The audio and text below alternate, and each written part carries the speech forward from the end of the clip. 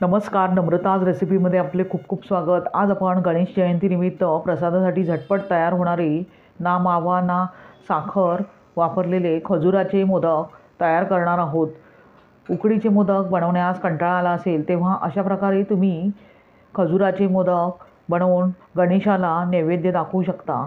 अगदी नवशिकेही सहजरित्या बनवू शकतील इतकी सोपी रेसिपी मी इथे शेअर केली आहे, तेव्हा व्हिडिओ पूर्णपणे पहा।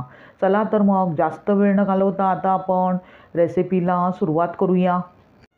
प्रथम आपण खजुराचे मोदक बनवण्यासाठी साहित्य पाहूया। इथे मी 1 वाटी खजूर त्याचे बिया काढून बारीक चिरून घेतले आहेत।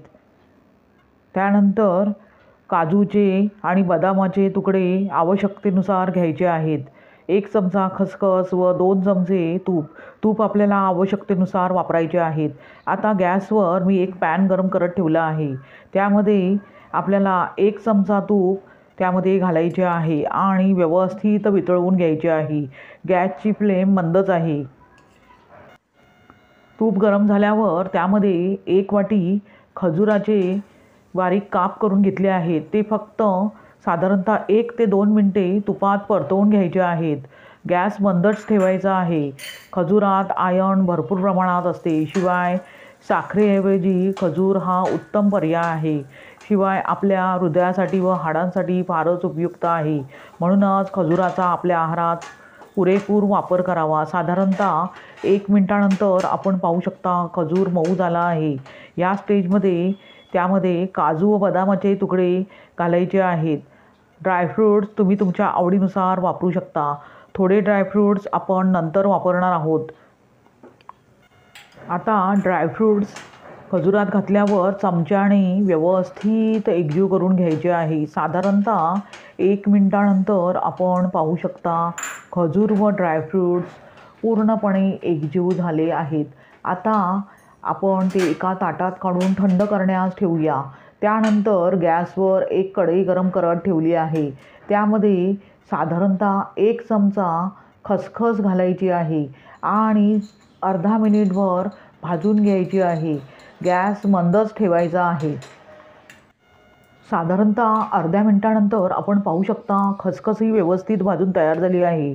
ती आता आपण एका वाटीत काढून घेऊया।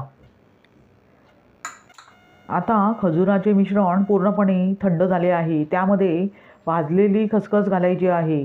थोडी खसखस आपण बाजूला ठेवून देऊया।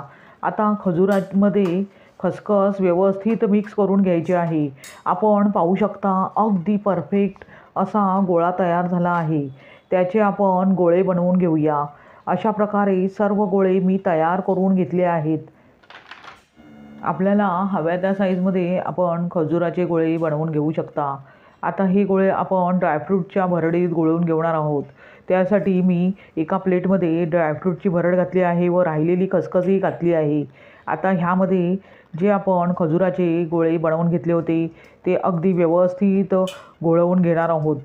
अशा प्रकारे सर्व खजुराचे गोळे मी ड्रायफ्रूटच्या भरडीमध्ये व्यवस्थितपणे गोळवून घेत आहे।